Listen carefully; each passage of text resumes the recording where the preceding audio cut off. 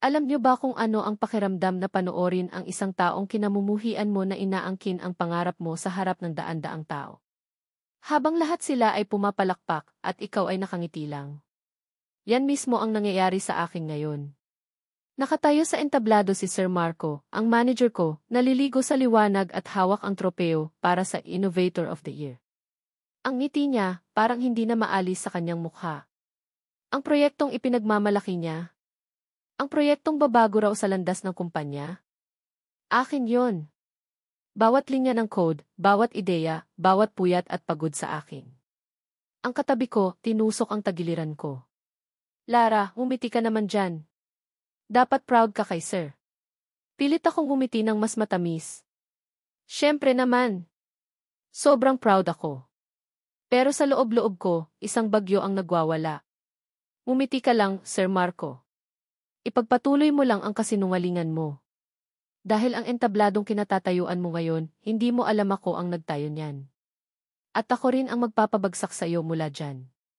Sa ilang minuto, ang lahat ng palakpak na naririnig mo ay magiging mga bulong ng kahihiyan.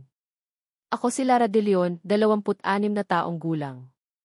Isa akong software engineer sa Innovatech, isa sa mga nangungunang tech company sa bansa. Sa isang industriyang dominado ng mga lalaki, kailangan mong maging doble ang galing para mapansin. At kung may itsura ka pa, kailangan mong maging triple ang galing.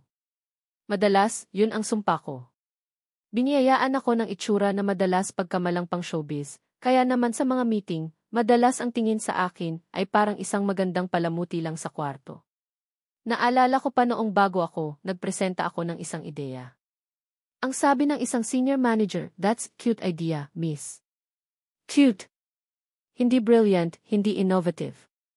Cute.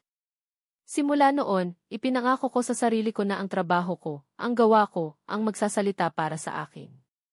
At ang pinakamalakas na boses ko ay ang Key Project Catalyst.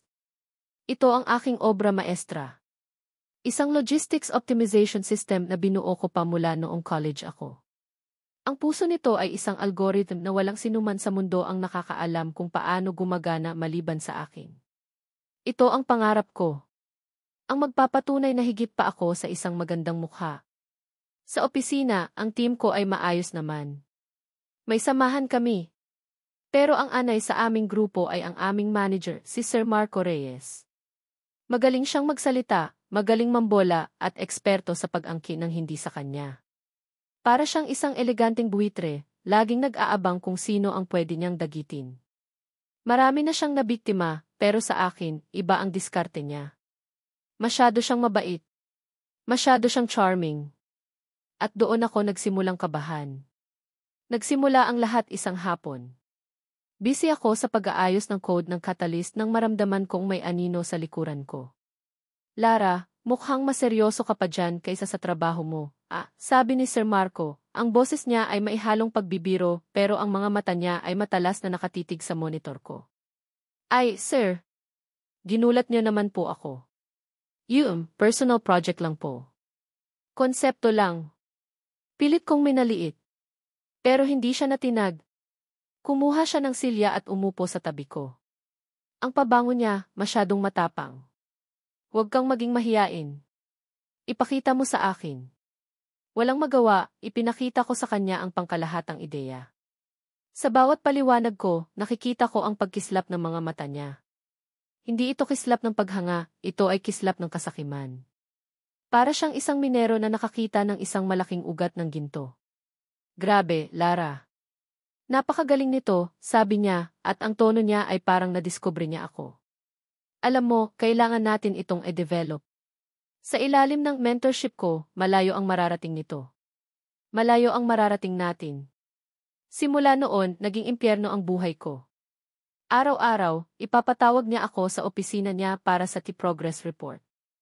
Ang mga tanong niya, sobrang detalyado. Gusto niyang isulat ko ang mga formula, ipaliwanag ang bawat variable sa algorithm. Para akong nagdedepensa ng aking disease araw-araw sa harap ng isang magnanakaw. This is our little secret, okay, lagi niyang sinasabi. Surpresahin natin sila. Malaking bonus to para sa team.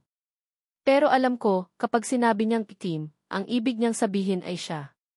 Ang suporta niya ay parang isang malaking kulungan na unti-unting isinasara sa paligid ko.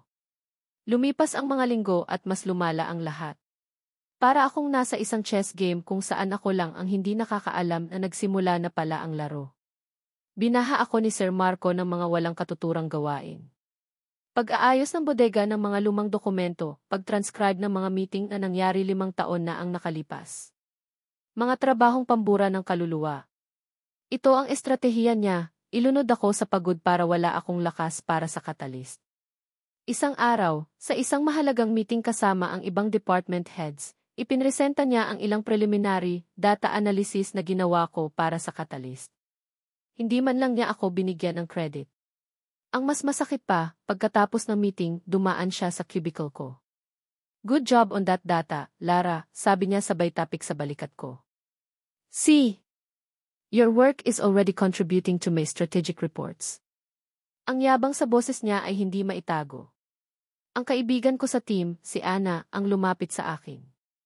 Bes, narinig mo yun? Grabe ang kapal ng mukha, di ba? Data mo yun, pangalan niya ang bida. Napabuntong hininga na lang ako. Hayaan mo na, Ana. Alam naman natin ang totoo. Yan ang problema, Lara. Tayo lang ang nakakaalam.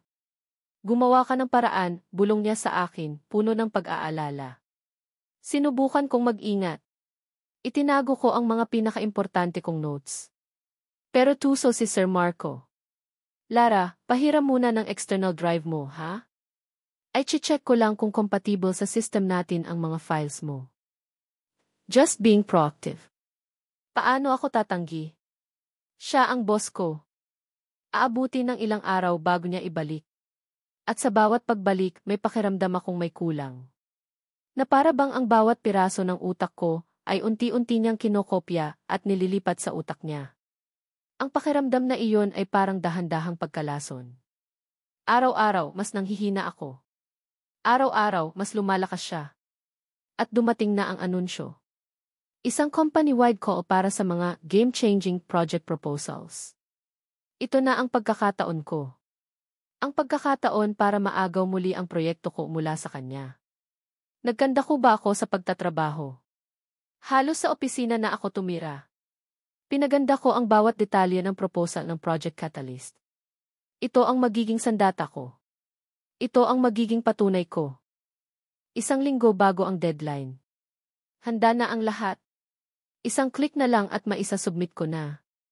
Kinabukasan, pagbukas ko ng computer ko, parang gumuho ang mundo ko. Ang folder ng Project Catalyst blanco. Wala. Lahat ng files, ang proposal, ang source code, ang data, ang mga puyat at pagod ko sa loob ng maraming taon, naglaho na parang bula. Halos liparin ko ang hagdan papunta sa IT department.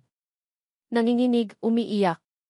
Ang sabi ng IT guy, isang mabait pero walang magawang empleyado, sorry talaga, Ma'am Lara. Parang na-corrupt yung partisyon ng server. Hindi namin matrace. Wala kaming ma-recover. It's just gone. Alam kong hindi yun error. Yun ay sinadya. Hinanap ko si Sir Marco. Nakita ko siya sa pantry, kalmadong-kalmado habang nagtitimpla ng kape at nakikipagtawanan. Nang sabihin ko sa kanya ang nangyari, ang mga luha ko ay tuluyan ng bumagsak. Tumigil siya sa pagtawa. Tiningnan niya ako, hindi ng awa, kundi ng inip. Nako, Lara. That's a shame. Ang clumsy mo naman. You should have backed up your files properly. Well, experience is the best teacher, di ba? Parang isang balde ng nagielong tubig ang ibinuhos sa akin. Ang lamig. Ang sakit. Walang simpatsya. Walang tulong. Sa likod ng kanyang mga mata, nakita ko ang isang munting kislap ng tagumpay. Siya ang may gawa. At wala akong patunay. Umuwi ako ng gabing iyon na wasak na wasak. Ang biyahe pa uwi hindi ko na matandaan. Pagpasok ko sa apartment ko, napaupo na lang ako sa sahig, sa gitna ng dilim. Umiyak ako. Iyak ng isang taong naubusan na ng lakas, ng isang taong natalo na sa laban. Dito na ba nagtatapos ang lahat? Sa gitna ng aking pagluluksa, handa nang sumuko at mag-resign, napatingin ako sa isang kahon sa sulok ng aking kwarto. Ang kahon ng mga gamit ko mula sa kolehiyo. Sa ibabaw nito, nakapatong ang aking thesis. Parang may nag-utos sa akin na tumayo at kunin ito. Mabigat ito. Ang bigat ng 4 na taong pagsusunog ng kilay. At habang binubuklat ko ang mga pahina, biglang bumalik sa alaala ko ang boses ng aking thesis advisor, si Professor Alcantara. Lara, sabi niya noon, hawak ang kopya ng aking thesis. Itong algorithm na ginawa mo kakaiba ito. Huwag mong hahayaang mabulok lang ito bilang isang proyekto sa eskwelahan. Protektahan mo. I-patent mo. Gawin mo habang hindi pa ito alam ng mundo. Balang araw, ito ang magiging pinakamalakas mong sandata. Parang kidlat na tumama sa akin ang alaala na iyon. Sinunod ko ang payo niya. Bago pa man ako graduate, 3 taon na ang nakalipas, nag-file ako ng patent. At naaprubahan ito. Dali-dali kong binuksan ang aking safe. At nandoon ito. Ang makintab na dokumento mula sa Intellectual Property Office of the Philippines. Isang opisyal na patent para sa Neural Optimization Framework for Logistical Systems, nakapangalan sa akin, kay Lara De Leon. Isang alas na hindi niya alam na hawak ko. Biglang nawala ang lahat ng sakit at bigat. Napalitan ito ng isang malamig at matibay na galit. Isang plano ang nabuo sa isip ko.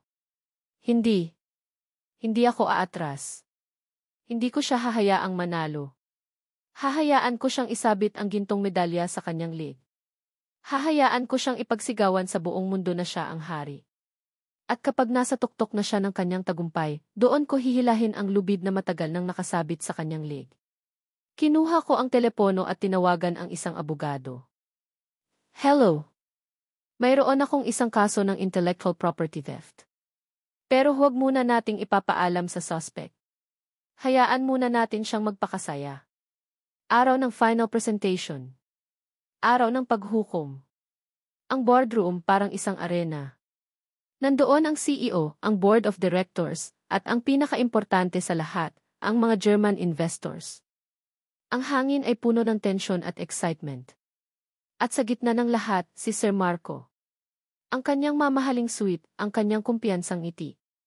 Perpekto ang kanyang presentasyon. Bawat salita, bawat graph, ay nagpapakita ng kanyang kihenyo.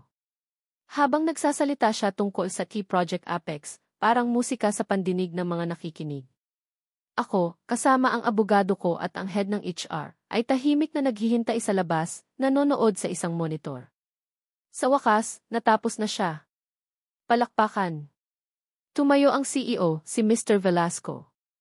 Brilliant, Marco. Truly brilliant, sabi ng CEO.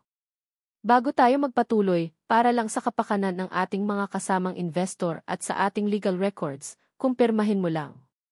Ang teknolohiya sa likod ng Project Apex, partikular na ang algorithm nito, ay 100% binuo dito sa Innovatec at pag-aari ng kumpanya, tama. Ngumiti ng malapad si Sir Marco. Absolutely, Mr. CEO. Ang Apex algorithm ay 100% orihinal na gawa ko. Ito ay atin at atin lamang. Iyon na. Ang hudyat. Binuksan namin ang pinto at pumasok. Lahat ng ulo lumingon sa amin. Ang ngiti ni Sir Marco biglang nag-freeze sa kanyang mukha. Anong ibig sabihin nito? Tanong ng CEO. Lumapit ako sa mesa, kalmado ang bawat hakbang. Mr. Velasco, mga ginoo at ginang. Paumanhin po sa abala. Ako po si Lara De Leon, isang engineer sa ilalim ni Mr. Reyes. Nais ko lang pong itama ang isang napakalaking kasinungalingan. Nagsimula ang bulungan. Namutla si Sir Marco. Lara, what are you doing? This is not the time and place. Sa katunayan, Sir Marco, sagot ko, tinitingnan siya diretso sa mata. This is the perfect time and place. Inilapag ng abogado ko ang isang folder sa harap ng CEO. Mr. Velasco, ito po ay kopya ng Philippine Patent Number 1-2022000345 na inilabas 3 taon na po ang nakakaraan. Ang patent ay para sa isang Neural Optimization Framework. Tumingin ang CEO sa abogado, tapos sa akin, tapos kay Sir Marco. Ang kanyang mukha ay nagpapakita ng pagkalito. At sino ang may-ari ng patent na ito? Ang nag-iisang inventor at legal na may-ari po, Sir, ay si Miss Lara De Leon, sabi ng abogado ko, dinuduro ako. Ang mismong teknolohiyang inangkin ni Mr. Reyes sa harap ninyong lahat ay hindi lamang ninakaw mula sa isang empleyado. Ito ay isang patentadong teknolohiya na naglalagay sa buong kumpanya sa alanganin. Ang katahimikan. Nakakabingi. Nakita ko ang mga German investors na nagkatinginan at nagbulungan sa kanilang wika. Ang mukha ng CEO ay nag-iba ng kulay, mula sa puti, naging pula sa galit. Isang ugat ang pumitik sa kanyang sentido. Marco T. Ang sabi ng CEO sa isang boses na halos pabulong pero puno ng bagsi. Anong kalokohan ito? Sir. As can explain me. Nagsimulang mautal si Sir Marco. It's a misunderstanding. Lara was done by assistant, she helped me, it was team effort. Layer, sigaw ng CEO at napahampas siya sa mesa. Security. Get this man out of Eva's site. Out of every company. He's fired. And call our lawyers. I want him ruined. Dalawang malaking security guard ang pumasok at kinalagkad si Sir Marco palabas. Nagpupumiglas siya, sumisigaw. Ang kanyang dignidad at karera, gumuho sa harap mismo ng mga taong gusto niyang bilibin. Habang dumadaan siya sa akin, ang tingin niya ay puno ng pagkamuhi. Ninitian ko lang siya. Isang matamis at mapagwaging ngiti. Ang resulta ay mabilis at brutal. Si Sir Marco ay hindi lang natanggal, kundi nahaharap din sa isang malaking kaso mula sa kumpanya. Naging usap-usapan siya sa buong industriya. Blacklisted. Tapos na ang kanyang karera. Ako. Ipinatawag ako ng CEO. Personal siyang humingi ng tawad. At inalok ako ng isang posisyon na hindi ko inakala. Ang Project Catalyst, Lara. Ituloy natin. Ikaw ang mamumuno. Ikaw ang magiging senior project head. Walang limitasyon sa budget. Ang tiwala ng kumpanya nasa iyo. Paglabas ko ng opisina ng CEO, sinalubong ako ng palakpakan mula sa aking mga katim. Si Ana, niyakap ako ng mahigpit. Sabi ko sa'yo, Bes Sabi ko sa'yo. Ngayon, ako na ang namumuno sa sarili kong team, binubuo ang pangarap na minsan nang ninakaw sa akin. Ang respeto na natatanggap ko ngayon ay hindi dahil sa aking mukha, kundi dahil sa aking utak. Natutunan ko na sa buhay, may mga taong susubukang agawin ang liwanag mo para sila ang magningning. Pero ang aral ay ito, huwag mong hahayaang patayin nila ang iyong apoy. Sa halip, gamitin mo ito para sunugin ang kanilang mundo ng kasinungalingan. Hindi lahat ng ganti ay maingay. Ang pinakamaganda ay yung tahimik, kalkulado, at nakasulat sa isang opisyal na dokumento na hindi nila kayang pasubalian. Ang hustisya ang sarap sa pakiramdam.